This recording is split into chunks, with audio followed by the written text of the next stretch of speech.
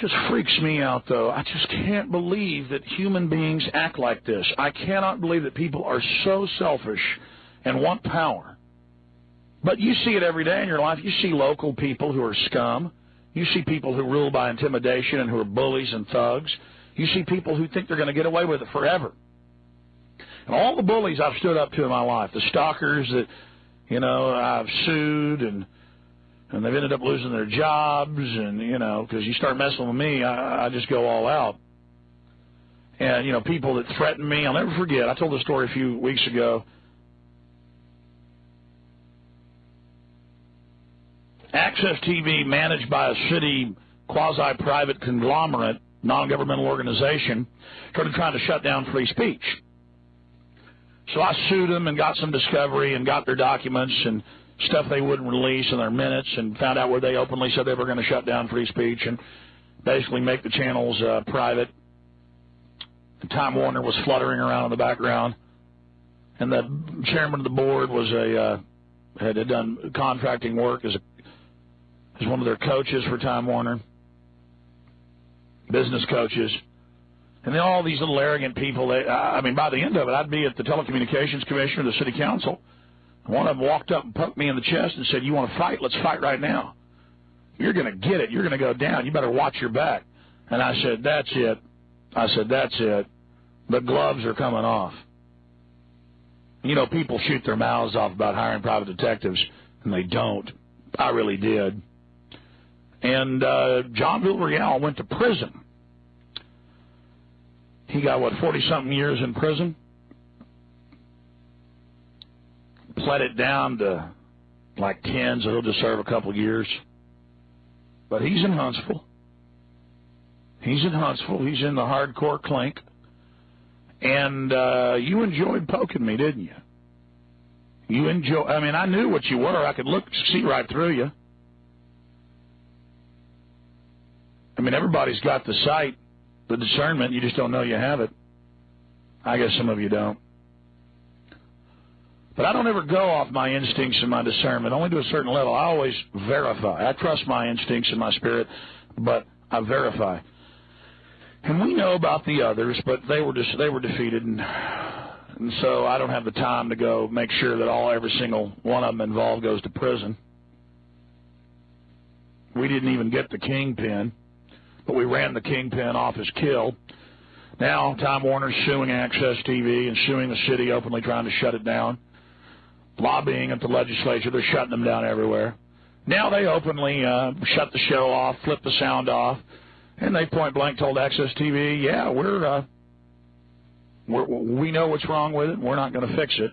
Yeah, it's a lot more than that. Because we're hurting them, and we're going to go on hurting them for the little people.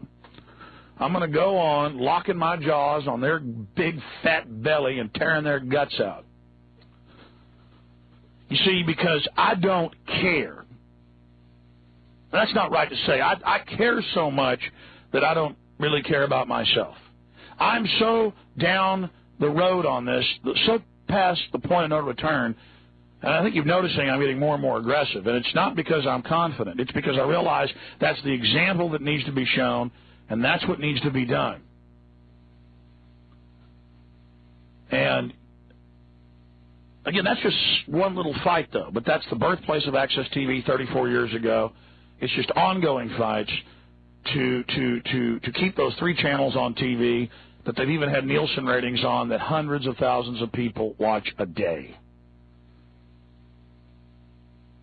So the city said, "Hey, let us move the playback center over to Access Television." So they moved it over there. And then the city workers came in and laughed and didn't even hook it up, so they're having to manually play stuff on Access TV now. That's why it's dead air half the time. I mean, folks, it really wakes you up when you witness sabotage. It really wakes you up when you get people threatening you and telling you to watch your back and smiling like it scares you. You know what? You do scare me. And let me explain that. You don't scare me. You bring up things in me that make me scared of what I'll do to you. Do you understand that? And I'm just one person. But when we move together, we're unstoppable. There was some punk menacing me last night, and I was scared of what I would do to him. And what the APD, plainclothes officer right behind him, would do to him. And the only thing I'm scared of is not being able to continue my work and fight evil. I am so tired of evil. I am so tired of bullies and thugs and scumbags.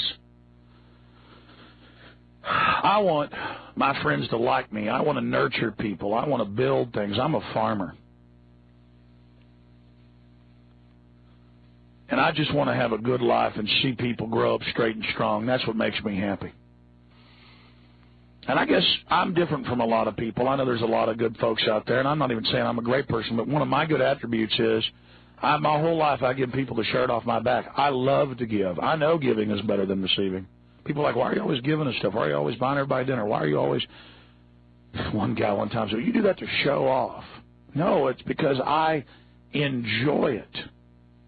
I like giving my videos out for free. I like giving of myself because it feels good.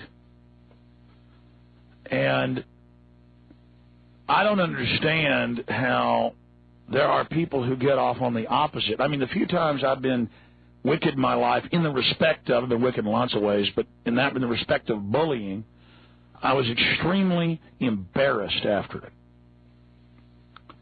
I was extremely embarrassed. And I've always been a very aggressive, dominant person. In my whole life, people have always made the mistake of taking my kindness as weakness.